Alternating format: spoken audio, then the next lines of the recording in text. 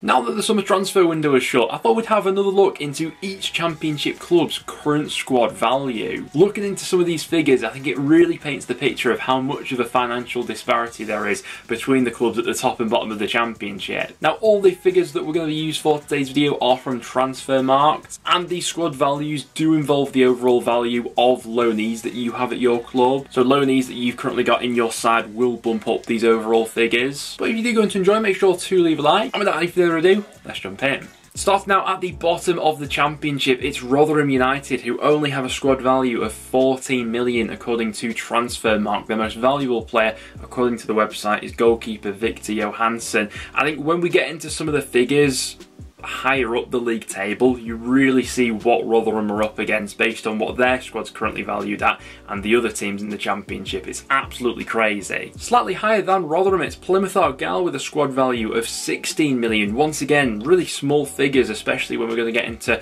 some of the other clubs later on in the video. I think a lot of Plymouth players will grow in value as this season goes on. A lot of them playing in the Championship for the first time, and obviously they will then go ahead and add to their transfer value. But interesting, they're so low down considering the good start they've had. It's all very tight in and around the bottom of the table though, as in 22nd place we then have Sheffield Wednesday with a squad value of 17 million. Worth pointing out that John Buckley is their most valuable player and he's currently on loan from Blackburn. Just above the dotted line we then have Huddersfield Town coming in with a squad value of 24 million. Would Huddersfield fans take a finish of 21st in the league right now? Their two most valuable players based on the Transfermarkt calculations are Sorba Thomas and Michael Heelick. Coming in 20th place we then have Ipswich Town. Now they've had a cracking start to the new campaign. They're second in the league right now, but they only have a squad value based on Transfermarkt's calculations of 28 million. Their most valuable player being a loanee as well in Brandon Williams. Now, to be fair, Ipswich's squad value is almost double that of Plymouth, who they were obviously promoted alongside, significantly more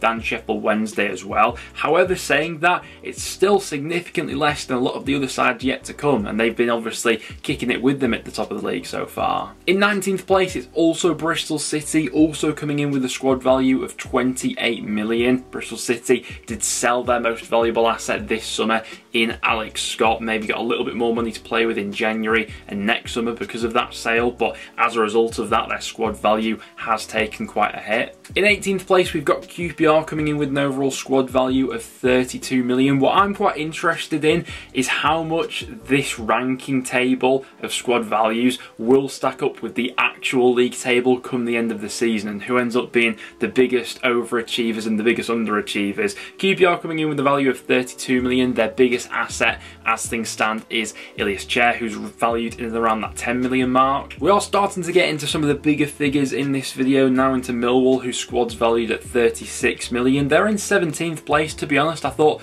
looking at that squad on face value they'd be a little bit higher up in this table, but still coming in with overall quite a big squad value of 36 million. 16th place we've got my team Preston North End. I did expect us to be in and around this region of the table. Obviously we've defied all the odds so far this season. In real life we're currently top the Championship. I'm not sure how long that's going to continue for, but I'm enjoying it while it lasts. In terms of the overall squad values, it's actually Freddie Woodman who's currently Preston's most valuable asset based on the Transfermarkt figures. Despite Coventry losing their two most valuable assets this summer, they've done really well to go ahead and rebuild their squad. They're ranked 15th in this overall ranking with a squad value of 42 million pounds.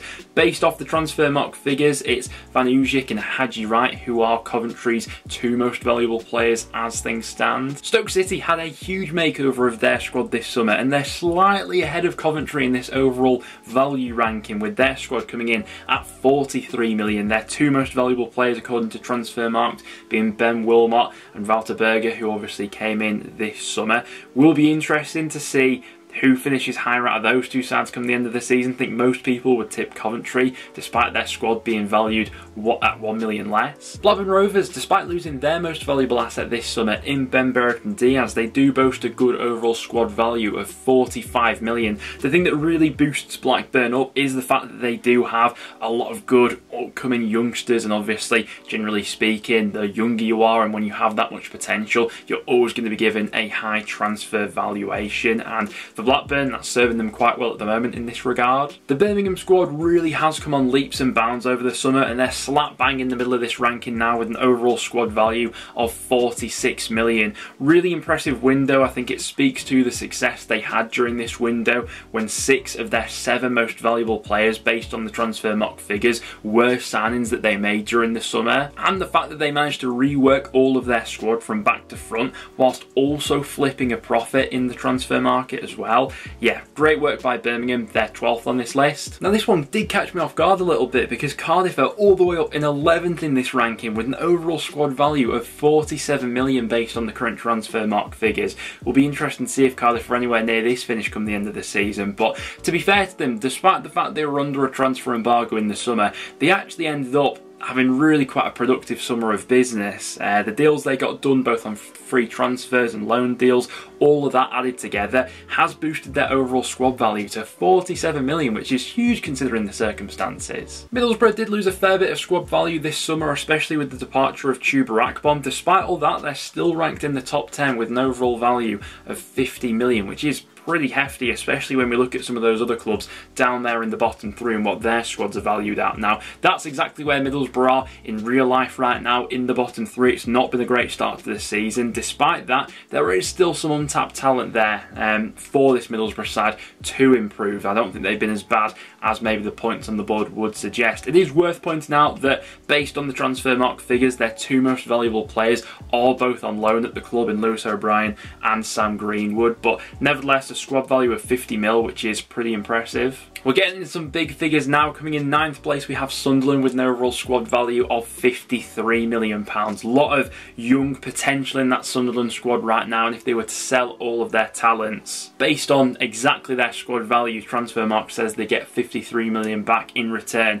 Unsurprisingly, Jack Clarke is their most valuable player right now, but the likes of Anthony Patterson, Joe Bellingham and Patrick Roberts also boast a really decent transfer value on top of that. Coming in 8th place and just above Sunderland, we have West Brom with a squad value of 54 million. Now the Baggies weren't able to do that much business in the summer transfer window because of the scenario going on behind the scenes. Despite all of that chaos, they still have a reasonably good squad, which is more than good enough to challenge for the top 6. Worth pointing out that their most valuable player is Daryl Dike, who hasn't played that much football since signing for West Brom because of a couple of big injury layovers, but quite a hefty squad value considering the circumstances. In 7th place, it's Hull City with a squad value of 56 million. Now before the takeover, Hull's overall squad value would have been nowhere near this mark, so real credit to the owners for putting as much into the club as they have done. Now it is worth pointing out that 3 of Hull's 4 most valuable players are currently all on loan, so Hull wouldn't be able to turn around and sell any of those players being Tyler Morton, Liam Delap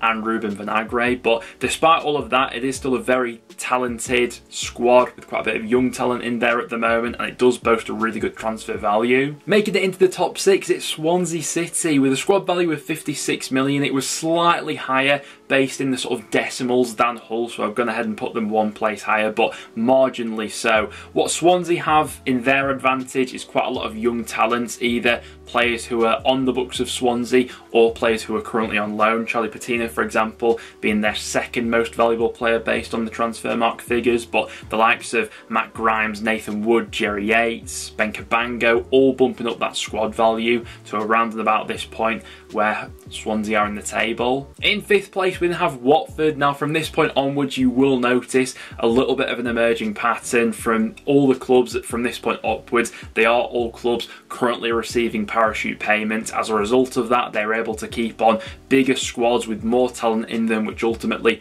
holds more transfer value. Now in the scenario with Watford, they did have to sell a lot of value this summer because of their situation. The likes of Joao Pedro, Ismail Assar went out, and there weren't that many valuable incomings coming in, but despite all of that, Watford still boast a really valuable squad of 58 million. Coming in 4th place, we then have Norwich City with a squad value of 60 million, a fairly similar scenario with Watford last season because it was such a vast underachievement. Norwich did have to sell off some of their more valuable assets, the likes of Max Aarons and Omobamidele going out. And despite the hit they took in that sense and the fact that they were mostly reliant on the free agents market, their squad still holds a hell of a lot of value. Their two most valuable players being Josh Sargent and Gabriel Sara, who are two of the most valuable players in the league as things stand. But it has to be said, the jump from the year 2 parachute teams to the year 1 parachute teams is absolutely obscene. In third place, we have Leeds United coming in with a squad value